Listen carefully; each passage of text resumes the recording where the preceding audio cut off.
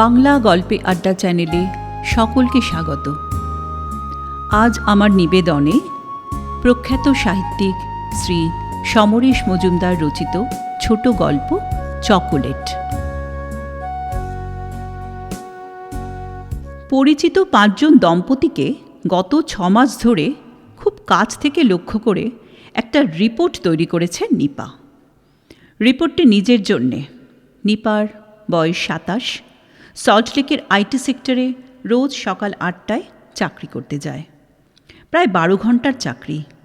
Joint দিয়ে যাদবপুর থেকে computer সায়েন্সে ডিগ্রি নিয়ে আরও 2 বছর পড়াশুনো করার পর চাকরি পেয়েছিল।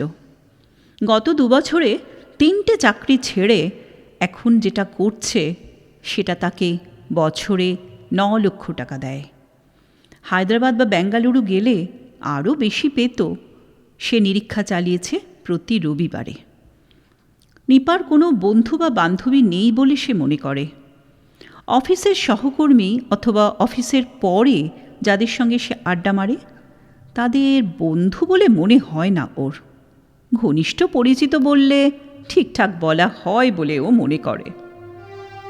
নিপার বাবা অধ্যাপনা করতেন, এখন অবসরে। মা স্কুলে পড়াতেন। বাবার চেয়ে মায়ের ব্যক্তিত্ব বেশ বেশি। গত কয়েক বছর ধরে বাবা প্রায় 24 ঘন্টা নিজের ঘরেই থাকেন। টিভি দেখেন অথবা বই পড়েন যখন জেগে থাকেন। মা সংসার চালান ঠিকঠাক, তার কথাই শেষ কথা। বাবা মায়ের মধ্যে ঝগড়া হতে কোনোদিন দেখেনি নিপা। চাকরি পাওয়ার পর নিপার ওপর খবরদারি বন্ধ করেছিলেন মা। মাইনের চেক হাতে পেয়ে মাকে দিয়ে গিয়েছিল সে। মা দুহাত নেড়ে বলেছিলেন, ওটা নিজের জন্য রেখে দাও, আর হ্যাঁ, যথেষ্ট সময় হয়েছে, এবার নিজের সংসারের কথা ভাবো। মানে? নিপা বলল, এটা আমার সংসার নয়। এখন অবধি। এবার নিজের জন্যে ভাবো। প্রথম মাস নয়, পর পর কয়েক মাস নিপার টাকা স্পর্শ করলেন না মা। আর এই না দিতে পারাটাই বিব্রত করল নিপাকে। যখন পড়াশুনো করত তখন একবারও মনে হয়নি সে এই বাড়িতে প্রায় অতিথির মতো আছে। এখন মনে হতে লাগলো। বাবার ঘরে গেল এক রবিবারের বিকেলে। বাবা রবীন্দ্রনাথ পড়ছিলেন। কালান্তর অন্তত 10 বার বইটি পড়া হয়ে গেছে তাঁর। সে চাকরি করছে, ভালো মাইনে পাচ্ছে, অথচ মা তার কাছ থেকে একটিও পয়সা না নেওয়ায় যে অস্বস্তি, সে কথা জানালো বাবাকে। বই থেকে মুখ তুলে বাবা সব শুনে হাসলেন। তারপর বললেন, নদীতে ভারী স্রোত থাকলে সামনে যত বাধা আড়াল করে দাঁড়াক, সে ঠিক পথ তৈরি করে নেয় এগিয়ে যাওয়ার জন্যে। তাই নাও। সকাল 8টা থেকে প্রায় রাত 8টা অফিস, তারপর যে যার বাড়ি। কিন্তু মাঝে মাঝে কয়েকজন পুরুষ এবং মহিলা সহকর্মীর সঙ্গে পার্ক স্ট্রিটে যায় নিপা। প্রত্যেকের বয়স 30-এর অনেক নিচে। অলিম্পিয়ার দোতলা নিরিবিলিতে বসে সহকর্মীরা ভদকা খায় জল মিশিয়ে। 1টা কি 1.5টা। ওটা খেলে গন্ধ টের পাওয়া যায় না, কিন্তু সবাই ভাবে মন ফুরফুরে হয়ে যায়। 2-3 বার নিপাও খেয়েছিল, কিন্তু তেমন মজা পায়নি। তার চেয়ে আইসক্রিম সোডায় চুমুক দিতে নিপার ঢের ভালো লাগে। বছরখানেক আগে মা বাবার সঙ্গে কথা হওয়ার পরে অলিম্পিয়ায় বসে তার মাথায় এলো, পরিচিত বিবাহিতরা কে কেমন আছে তা জানা দরকার। উল্টো দিকের চেয়ারে সহকর্মী কৃষ্ণেন্দু দত্ত 2 নম্বর ভদকার গ্লাস হাতে নিয়ে বসেছিল। কৃষ্ণেন্দু বিবাহিত। নিপা আচমকা তাকে জিজ্ঞাসা করল, সারাদিন কাজ করে তুমি যে এখন এখানে বসে ভদকা খাচ্ছ, তোমার বউ এই সময় কি করছে? মোবাইল টিপে সময় দেখল কৃষ্ণেন্দু। স্টার জলসায় সিরিয়াল দেখছে। ও ভদকা খায়? চোখ বড় করল কৃষ্ণেন্দু। ভাবতেই পারে না। তুমি যে খাচ্ছ তা নিশ্চয়ই জানে। প্রতিক্রিয়া কি?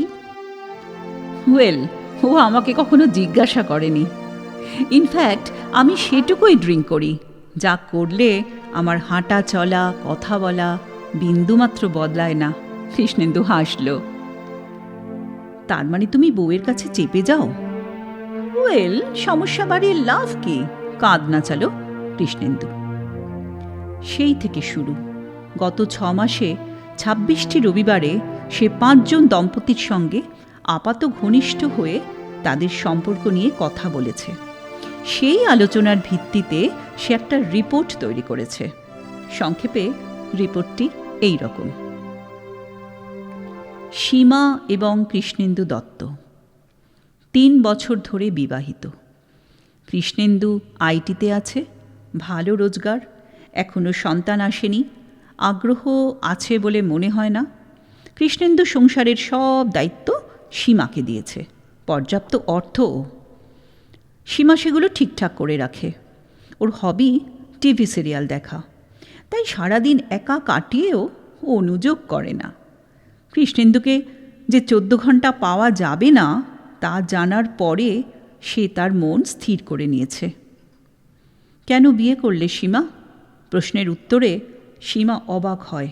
বারে, মেয়ে হয়ে জন্মেছি, বিয়ে না করে বাপের বাড়িতে কতদিন থাকব?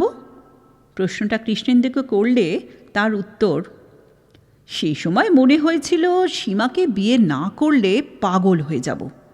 এখন জানি সীমা বাড়িতে আছে, জেনে স্বস্তি পাই। স্বপ্না এবং অরবিন্দ চৌধুরী বছর 6 স্বামী স্ত্রী। স্বপ্নার সঙ্গে কথা বললেই মনে হবে পৃথিবীর সবচেয়ে খারাপ লোকটির নাম অরবিন্দ চৌধুরী। ওরকম স্বার্থপর মিথ্যেবাদী মানুষ সে কখনো দেখেনি। অবশ্য শুধু অরবিন্দ কেন, চারপাশে স্বামীদের দেখে তার মনে হচ্ছে পৃথিবীর বেশিরভাগ মানুষই তাই। বিয়ের আগে কত গাল ভরা কথা, প্রথম বছরটা তবু ম্যানেজ করে চলেছিল অরবিন্দ, তারপরেই মুখোশ খুলেছে। সেটা খুলেছে মেয়েটা জন্মাবার পর। বাড়িতে থাকলে প্রায়ই ফোন আসে অরবিন্দর। সেলফোন কানে চেপে নিচু গলায় দ্রুত কথা বলে লাইন কেটে দেয়। আর SMS-এর তো কথাই নেই, একটার পর একটা আসবে। অথচ ও বাথরুমে গেলে সেলফোনটা খুলে ইনবক্সে একটাও SMS দেখতে পায়নি, সব মুছে দিয়েছে পড়ার পর। অরবিন্দ কি বলেন? বিয়ের আগে ও যে এত সন্দিগ্ধ চরিত্রের মানুষ তা বুঝতেই পারিনি। গাদা গাদা ভাত খাচ্ছে আর ওজন বাড়াচ্ছে। সত্যি কথা বলতে কি, ওর সম্পর্কে আমার কোনো আগ্রহই আর নেই। শুধু মেয়েটার জন্যে এবং আমি ভদ্রলোক বলে এখনো একসঙ্গে আছি। পল্লবী এবং কল্যাণ চৌধুরী বিয়ে হয়েছে 8 বছর আগে। দুজনেই চাকরি করে, একই অফিসে। কল্যাণ মদ্যপান করে না, বাড়ির বাইরে আড্ডা মারতে যায় না। একটি ছেলে, সংসার এবং ছেলেকে দেখাশোনা করে প্রৌঢ়া কাজের লোক সন্ধ্যারানী। পল্লবীর কথা, এরকম অলস আত্মসর্বস্ব মানুষকে কি করে বিয়ে করলাম জানি না। ওর মা ঠাকুমা ছেলেবেলা থেকেই প্যাম্পার করে করে 12টা বাজিয়ে দিয়েছে। বিয়ের আগে মনে হতো খুব ভদ্র শান্ত। বিয়ের পর দেখলাম খাইয়ে দিলেও খুশি হয়। বাজারে গেলে যা প্রয়োজন নেই তাই বেশি করে আনতো। 1.5 কেজি লাউ নিয়ে এলো দুজনের জন্যে, সঙ্গে চিংড়ি, বড়ি বা নারকেল আনলো না। বাধ্য হয়ে আমি বাজারে যাওয়া শুরু করলাম। টেলিফোন বা ইলেকট্রিক বিলের চেক ঠিক সময় দিতে ভুলে যেত। ওটার দায়িত্বও আমাকে নিতে হলো। ছেলের পড়াশুনোর দায়িত্ব আমার উপরে। ওকে পড়াতে বললে 2 মিনিটেই এমন মাথা গরম করে ফেলতো যে আমাকে বলতে হতো, থাক থাক, তোমাকে আর পড়াতে হবে না। একসঙ্গে অফিস থেকে ফিরে দেখলাম কাজের লোক ছেলেকে নিয়ে পার্কে গিয়েছে। উনি সোফায় ধপ করে বসে হুকুম করলেন, চা করো। যেন আমি সারাদিন বাড়িতে বসে আছি আর উনি খেটে খুটে এলেন। পল্লবী, এরকম লোকের সঙ্গে আছেন কেন? সঙ্গে সঙ্গে ফুঁসে উঠল পল্লবী, মানে ডিভোর্স চেয়ে আমি কোথায় যাব? আরও একটা পুরুষ? ঘেন্না ঘেন্না। এখন ফুটন্ত তেলে আছি, তখন হয়তো গনগনে উনুনে গিয়ে পড়ব। তাছাড়া ওই আমার ছেলেটা গলায় বাঁধা হয়ে আছে যে, এখনই ছেলের মধ্যে বাপের গুণ ফুটে উঠেছে। মা মা চিৎকার শুনে ছুটে গেলাম একদিন, জানেন, বলল, ফ্যানটা অন করে দাও তো মা। চেয়ার ছেড়ে উঠে সুইচ অন করতে আর পারছেন না। কিন্তু আমি ডিভোর্স চাইলেই সে ছেলেকে আমার ঘাড়ে চাপিয়ে পা নাচিয়ে টিভি দেখবে। এ আমি হতে দেব না। নিজে যত জ্বলব তত ওকে জ্বালাবো। কল্যাণ, আপনি কি বলবেন? কল্যাণ হাসল। ধুর।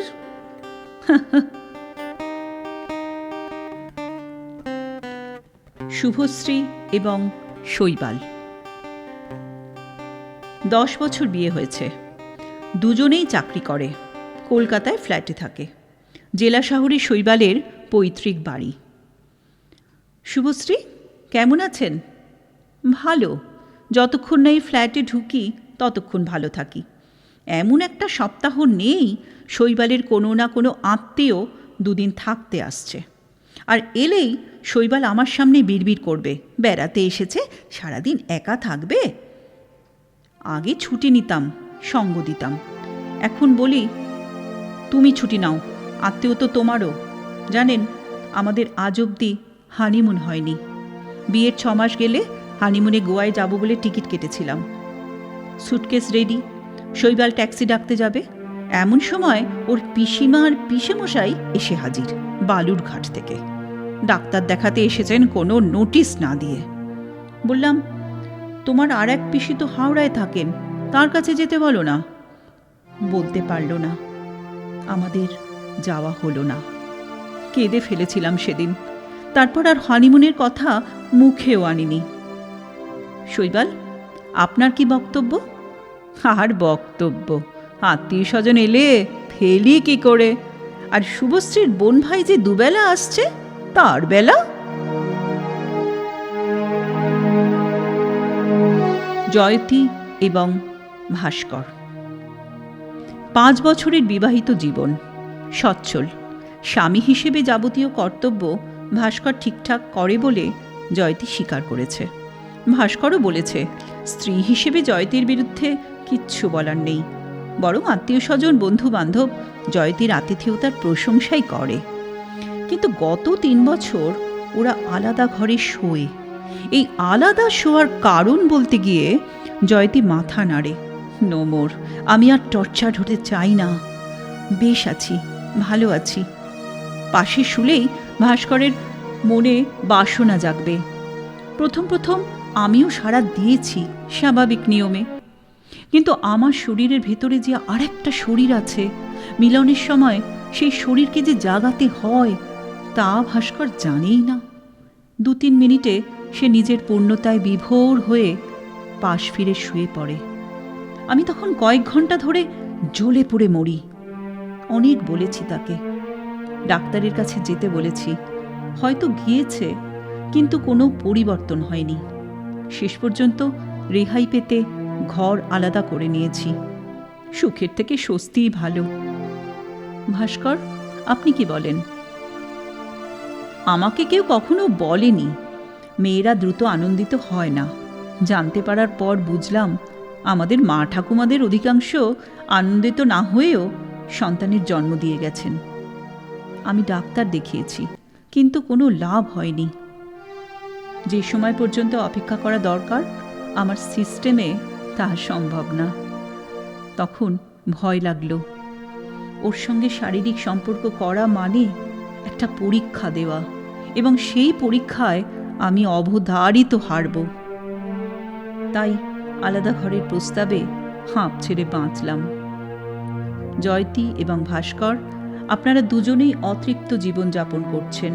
এখন পরস্পরকে সন্দেহ করেন না? দুজনের উত্তর, প্রমাণ না পাওয়া পর্যন্ত কিছু করার নেই। নিপার ভাবনা।